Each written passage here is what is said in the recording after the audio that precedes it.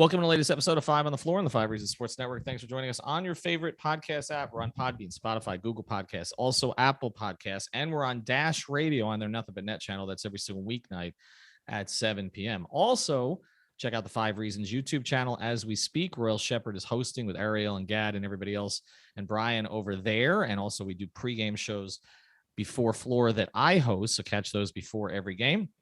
And 5reasonsports.com. That's where you catch the latest takeaways from Brady Hawk and others. Also, the Florida Panthers are 7-0. So Alex Baumgartner will have a piece about them that's up tonight, too. Also, check out the great sponsors of the 5 Reasons Sports Network. We keep telling you to go to Prize Picks. This is the official daily fantasy partner of the 5 Reasons Sports Network. You got to use that code 5, F-I-V-E.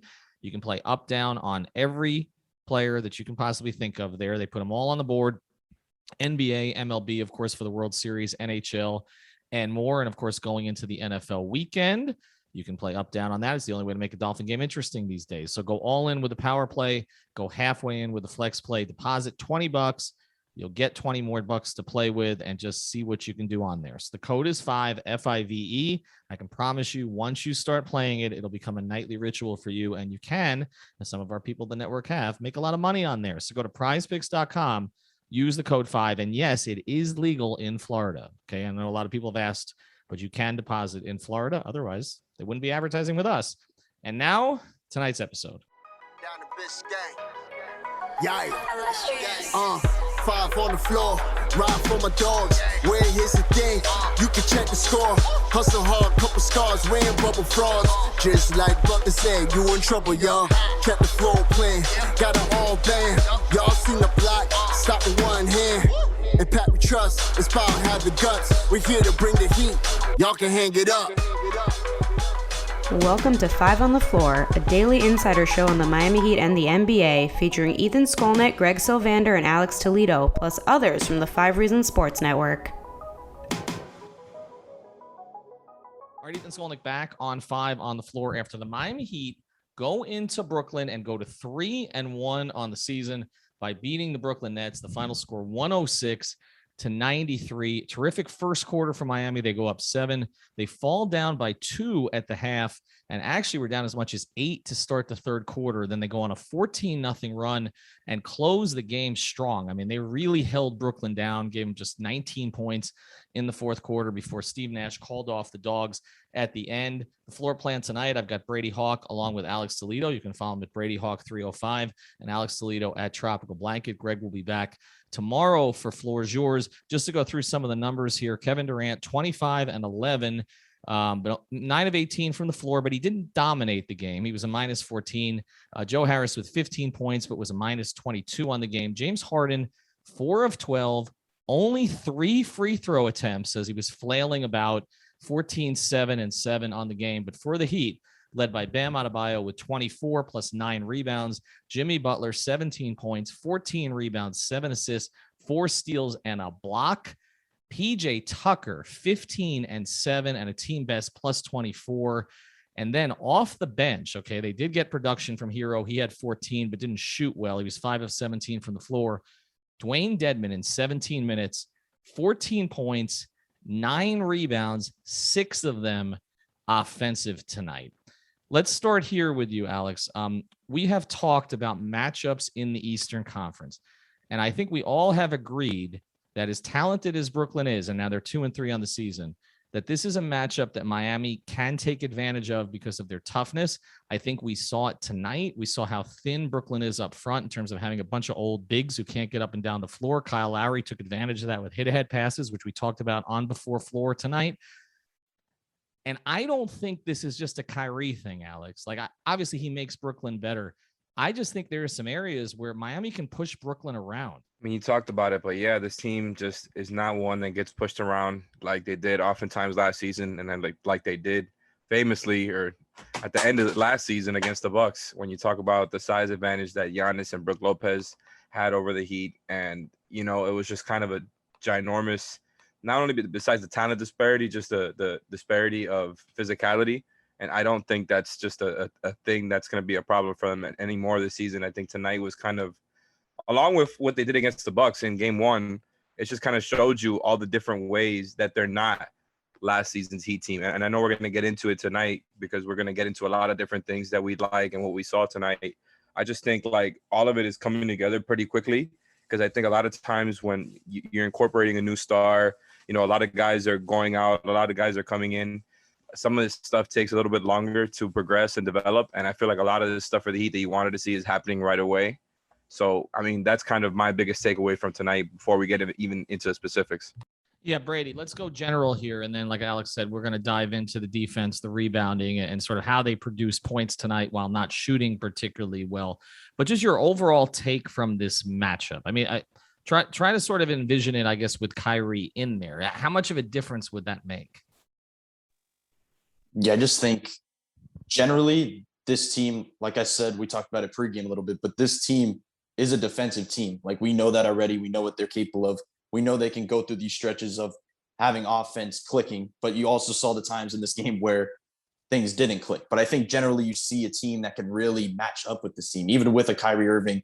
You have a guy in Bam Adebayo who can be used on that weak side, where you saw Jimmy being able to be used as well, where PJ Tucker can guard Kevin Durant. You can have these type of guys that can work the switches, that can work blitzing certain guys, making certain guys on the roster shoot. Like, they can pretty much choose who they wanted on Brooklyn to shoot on any given possession. And you saw that and it worked in certain stretches, and you can kind of live with it. So generally, I just think this is a great matchup in general now with the new additions. And it's kind of in many ways, you're kind of looking at this offseason without going too specific, but the offseason that just passed, where you're looking at this game where you're saying they added Kyle Lowry and a pure point guard who shined.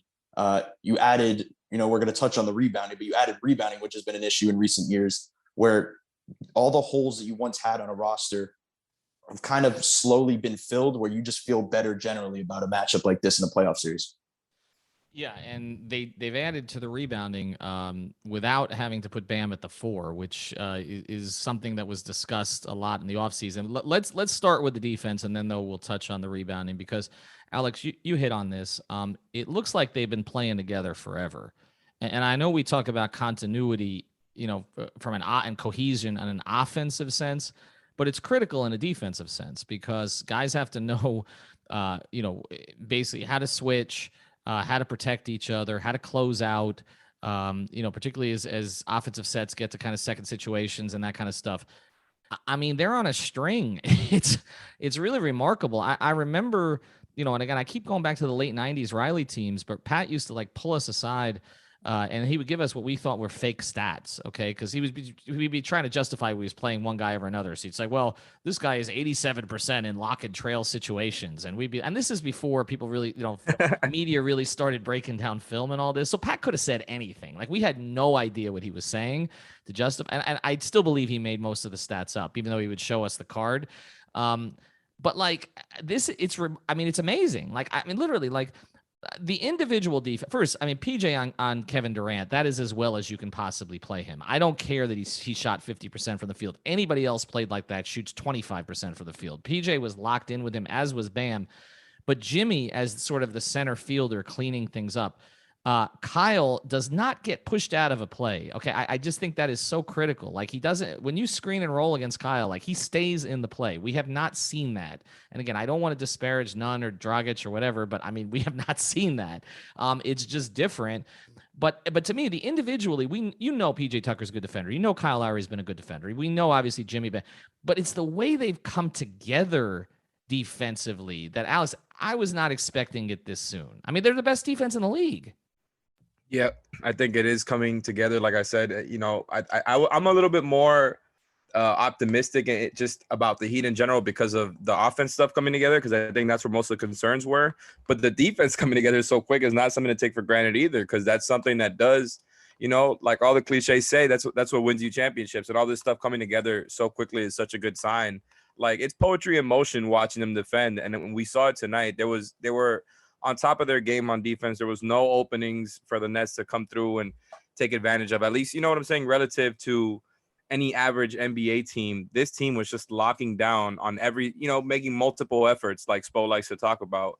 And every time there's a switch or whatever, everybody was on top of their game. And you could tell they're completely focused on tonight. I just think you have to have, like, you have to be completely honed in against a team like the Nets. You have to have such a small margin for error. And I think they were more than aware of that, the way that they were defending tonight. They just made it really hard on the Nets, whether you talk about Harden not really getting going until that one stretch where he went crazy and just kind of making it harder on him to really, and besides the fact that he wasn't getting all those calls to Ethan's chagrin. But look, Durant is going to shoot 50% more often than not. Like you said, Tucker makes it hard on him, and it keeps Bam as a help guy and keeping Jimmy there in the center field. Like, having Lowry at the point of attack, I can't stop gushing over this team defense, is because it's like there's no holes anymore. It's really hard to go at, and we're just going to keep seeing guys try to go at Duncan and maybe go one-on-one, and then whoops, the ball gets stripped because the help defense is coming from an elite defender. So it's just really a pleasure to watch them on defense right now. Yeah, Alex, is a great point. They can protect Duncan in so many ways because of that. And on either side of the court. Right, and we saw tonight too. There was one situation when Durant has the ball. He's got the ball out by the 3-point line, and he's just holding it because Tucker's stance, he's not giving him anything. And then finally, KD makes a lazy pass towards the center of the court, which Jimmy picks off. And we've just seen that over and over. We have not seen, and again, people are going to point back to a couple of years ago when I polled this today, who's a better fit next to Bam, PJ Tucker or Jay Crowder. And I think that's a discussion that's going to get more interesting as the season goes on. I didn't answer. It's tough. It's a tough one. But I will say that as far as, again, the big difference here is if Tucker just replicates Jay, and I think he's a better defender than Jay, but if he just replicates Jay, you're mentioning it. The difference is Lowry over any other guard that they had before. It flips the equation for them because they always are going to have more good defenders than bad defenders on the floor. Brady, give me. You got to choose one, okay? Because again, we're talking about this in a group sense tonight, and the way that they all protected each other. Who impressed you most defensively tonight? I would probably have to go with PJ, even though you touched on the most. It just seems like that's the guy that he kind of represents this team defensively in a way that this isn't a defensive team that's kind of the swarming version. This is just a positionally sound defensive team where you're going to have a team that's your one weak spot is Duncan Robinson, but even he's in the right spots a lot of the time where you have guys, you mentioned PJ Tucker, he's in Kevin Durant's grill where he's not giving him any bit of space. You have Jimmy who's able to read, make those gambles and hit those passing lanes because he knows where to be on every play.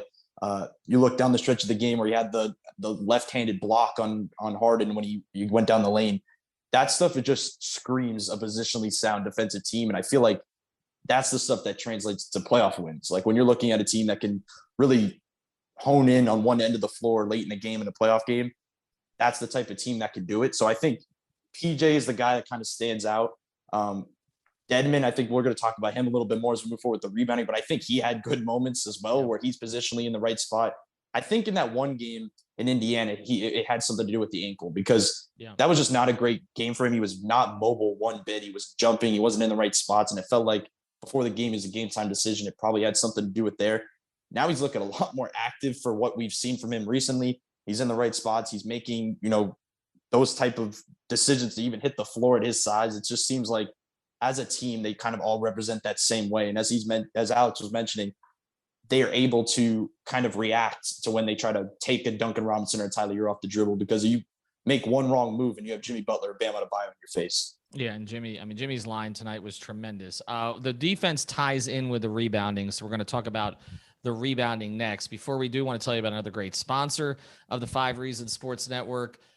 Do you work for a business that goes to trade shows? Trade shows all over the country are starting to pick up again. And so you've got to reach out to everythingtradeshows.com. If you don't run the business, mention it to your boss because you get special points for this. Because I'm telling you, they do a great job. Okay, we post some of the booths on our Instagram page. They're really elaborate. They're really cool. They're designed to the way that you with your business want them to look. And here's the thing. They'll do a free booth rendering for you if you mention 5 Reasons. Okay, so not only the free consultation, but they'll do the rendering. They're going to show you exactly how this thing is going to look. Just mention 5 Reasons. When you call 954-791-8882, that's 954-791-8882. The website is everythingtradeshows.com. It's a one-stop shop, the logistics, the booth, the graphics, the furniture, the flooring, even some tips to help you get noticed. And again, I will point you to our Instagram page. We're going to put more of these up tomorrow. They're also a sponsor of Floor is Yours, so we'll present some of them there. They're based right here in Fort Lauderdale, but they can service all 50 states. It's 954-791-8882, 954-791-8882, everythingtradeshows.com. Well, let's get to the rebounding, and the numbers are kind of staggering, not just, sort of in raw form here, 62 rebounds to 42, and the big difference in offensive rebounds, 17-4 tonight. Offensive rebounds, I mean, these look like defensive rebounding numbers. Dedmon with 6, Tucker with 4, Butler with 4. He led the team with 14 rebounds overall. Bam had 1, Hero had a couple. That's where they all came from. 17 offensive rebounds. And the thing about this, Alex, is we're accustomed to this going the other way. Okay. Like in recent years, how many games have the Heat lost because they couldn't get a rebound? And what's fascinating to me about this is that they're doing this even though they really didn't cater to the whole Riley philosophy this offseason of playing two bigs together. Spo is still playing. Basically, PJ Tucker is, I mean, he's a 3-4, right? I mean, he couldn't guard a lot of threes at this point, in terms of quickness, but that's what he is. And they're bringing Morris off the bench, who's a solid 4 in terms of size, but it's not like they're playing Dedmon and Bam together, which is something that we talked about in the offseason. And they're still getting the rebounding, and a lot of it is because of Jimmy, is because of Tyler. And that, as we were talking about him before Floor tonight, Brady was on there. That reminds me of the Big Three era where LeBron and Dewayne were cleaning up a lot of the rebounds. But again, they did it on the offensive glass tonight. Is this sustainable, Alex? I think it is. Like I said, I think it has a lot to tie into what I was talking about earlier in the show.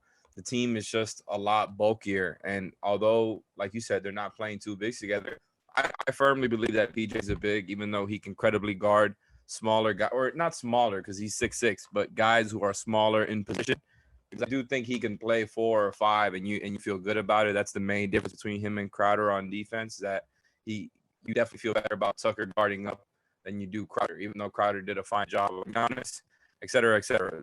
To me, it's just like guys are boxing out. Like you said, they have guys who are above average at their position when it comes to rebounding. Whether you talk about Jimmy, Lowry, Tyler Hero, and then you talk about the front court, PJ, that acreage comes through. That acreage comes through when you're boxing out, right? It's very important.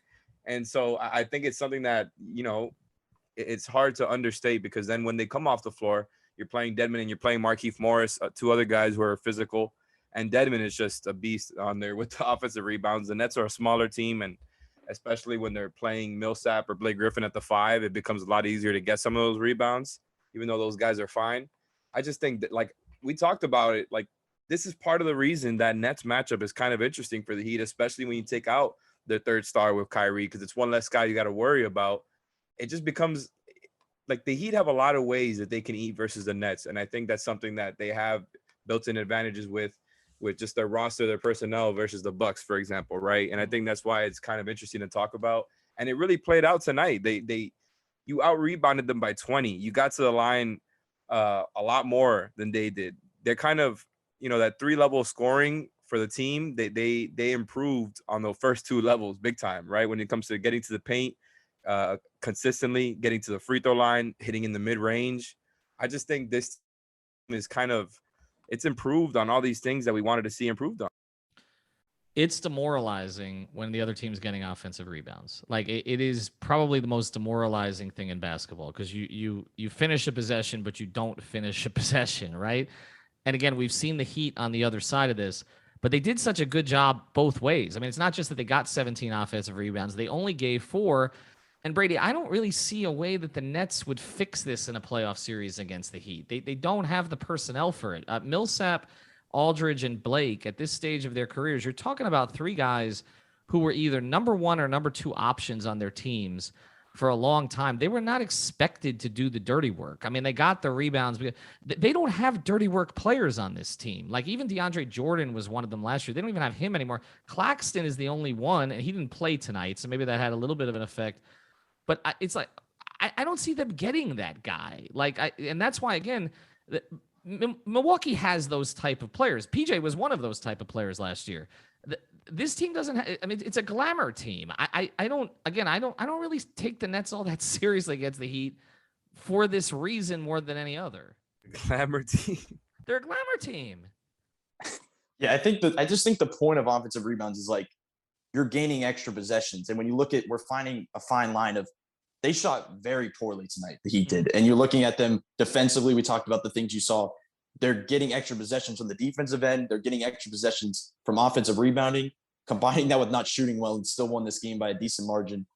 That's kind of the thing that speaks volume to me. I just feel like we touched on the thing where you're not acquiring length, but you're getting more guys that are more broad in a way. But it seems like these guys are just ball magnets in a lot of ways. Like you're seeing Dedmon just get the ball fall right in his lap on a lot of possessions. He's able to put it back up.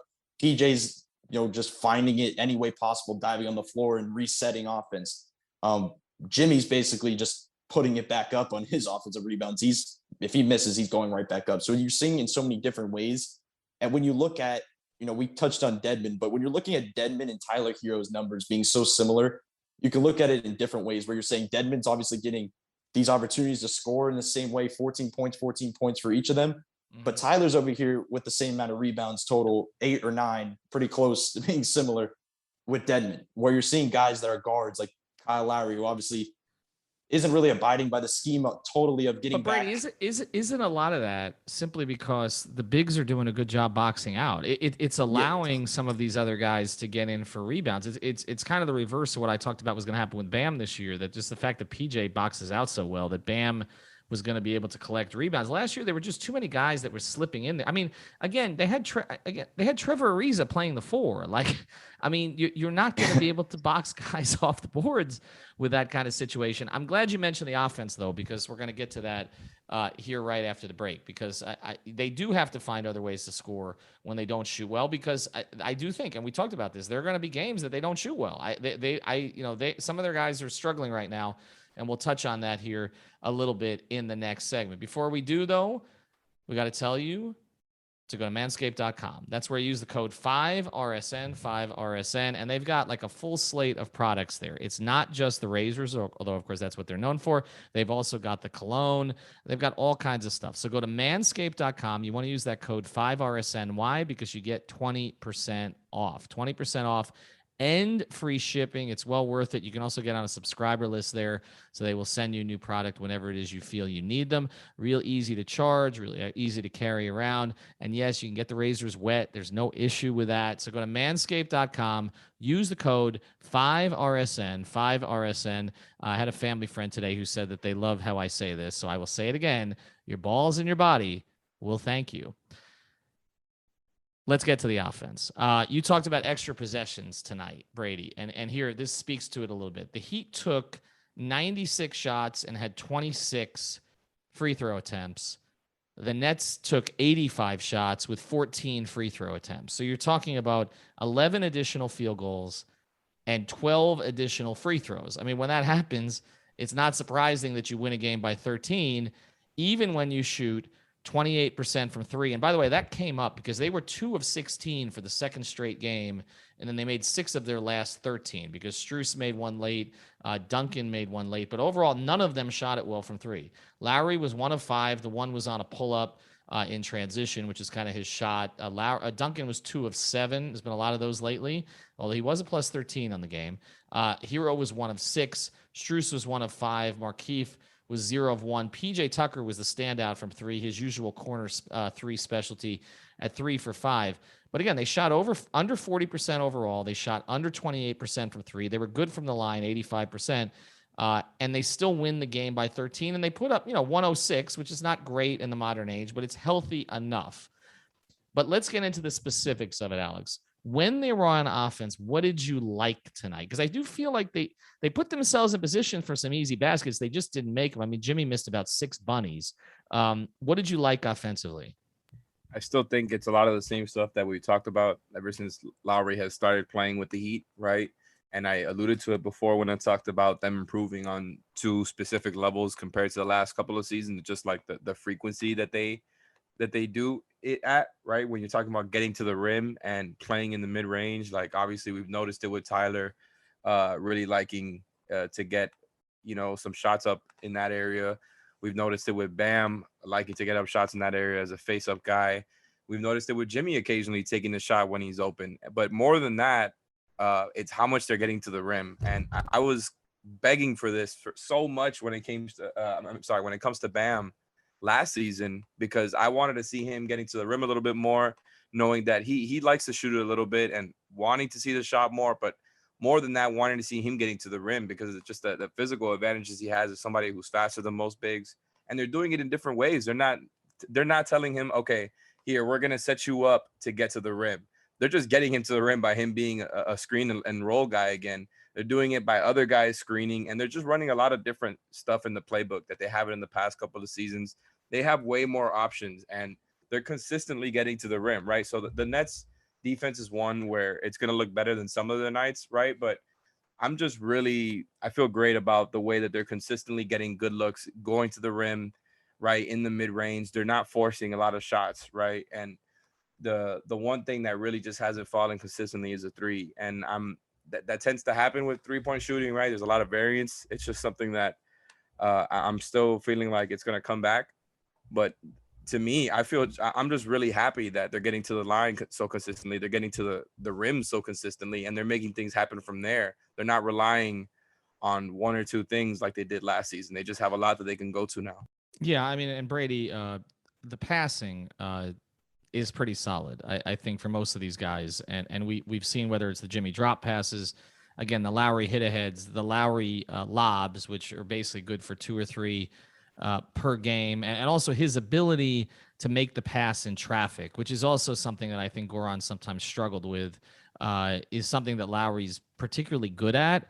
But offensively, just overall, again, people would look at me like, how'd you hold the Nets to 93? Like, you're not going to do that in a playoff series. But I do feel like they can hold them, even that team, even with Durant and flopping around Harden, they can hold that team, probably to 100, 102. If you can get 106, you're probably going to win a lot of those games.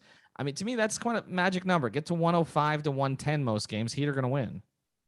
Yeah, I think you see them being able to play so many different styles as well, which is something we haven't seen with this matchup. Like, it's been pretty by the book. We've talked about the handoffs consistently or the different things. We saw tonight right out the gate talking about the passing, the hit-ahead passes you mentioned. Like, that was not just a Kyle Lowry staple. That was like a Heat offense staple that even Jimmy Butler, who kind of likes to slow things down in the past, he's either down the court catching it or he's throwing it down. Like, he's fully embraced that type of play style. But you also see them able to slow it down in a way when Brooklyn starts to get back and they started kind of reacting to it. They were able to slow it down and they were still able to create offense, create good looks. And with the offense, Alex touched on a lot of the stuff, that they kind of created. But I think that one thing, I think people are going to look at Duncan with another night where he doesn't really pop. But I think he actually, the third quarter, him just getting up shots where he kind of went through that stretch where he didn't care if he was making or missing them. He put up a lot of shots in that third quarter. And I think that was a big reason for what Miami was able to do, because as much as people may see the misses, the defense doesn't care if he's missing. Like, they're still flying at him. They have 2 guys flying at him no matter what. And you saw the one stretch with Kyle where he was able to hit the transition 3. He came down, got a layup in transition. Then the next play, Duncan finally got one to fall, where he's creating that gravity that we constantly talk about, even if he's not making the shot. So it's like, I'm not worried about Duncan Robinson making threes. Like, it's just that simple. Like, I'm not worried about that coming along. And when you have 2 of your role players in PJ Tucker and Dwayne Dedmon combining for 29 points, this game was basically won by their role players. And I think that was pretty clear. But when they're scoring in that way, you don't really need, obviously you win by a lot more if Duncan's making those shots. But when they're covering for Duncan in that way, it just seems like that's where the options comes into play, where they have so many different ways and different guys they can go to. Well, and I thought it was interesting. Again, Duncan was on the floor at the end, not Tyler. So obviously Spoelstra saw that in this game, that what Duncan was giving them, again, from that gravity, was more important than what Tyler was giving them for this particular circumstance, because Tyler was off with the shot also. And again, Duncan still does give you a little bit more gravity, even though Tyler gives you a little bit more scoring punch overall. So I do think this is going to be a night-to-night thing. And tonight it was, okay, even if Duncan's not making the shots, get him out there. But the other thing you mentioned, and we touched on this the other night, Alex, at the game, they got to get bench scoring from 2 guys every night. Okay. And Tyler wasn't that efficient, but he did give him 14. And then they got it from Dedmon. The night before it was from Hero and who gave him a little bit. And then Morris was the other guy who stepped up. Still waiting on the Strus game. He still seems a little hesitant to me, although he did square up on the 1-3 he made, and he looked good. I do think there's going to be a game from him here going forward. But until Oladipo is back, they need 2 every night, and they got the 2 in the past 2 games, and they won. Impressive performance from the Heat tonight. Again, follow Alex at Tropical Blanket. Follow Brady at Brady Hawk 305. Follow our sponsors, manscaped.com. Use that code 5RSN. Everything trade shows mention 5 reasons. At prizepicks.com, FIVE is the code. Have a good night. The Heat are 3-1. Thank you for listening to the 5 on the Floor on the 5 Regional Sports Network.